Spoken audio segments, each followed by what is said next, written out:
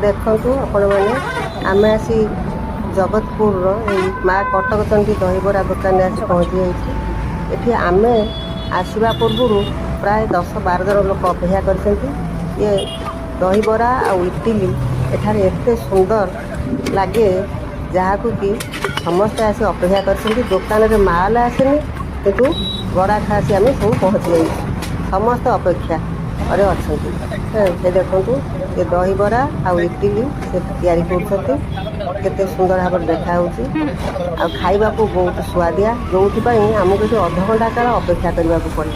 आम पूर्व जो लोक मैंने अपेक्षा करते केत बड़ू आसवे मुझे जानी कि आम आसला बेलू दुकान में जिनस आसनी कि आम समस्त आसिक ये पहुँची जाइए। से आमको बागेदेले आउे खाइबा को पछरे दिखती जो आलू झोल आउ जो घुगुनी तरकारी ये बहुत भल लगे। आम जुआड़े जाऊ ये आस आम सका खाऊ आम आस 8:30 बेले पहुँचलु कि जिनस आसला बेलू 9टा होगला। आमको प्राय अधघंटा समय अपेक्षा कराया पड़ा।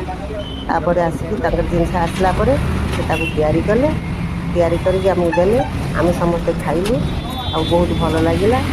ये दुकान टी 2 जन कर भल जिनस खाइबा टेस्टी भल स्वादिया। आपण मैंने जदि आपको देखिकी आपण मान इच्छा हे केतबे ये बाट दे जाती ये खाई पारे।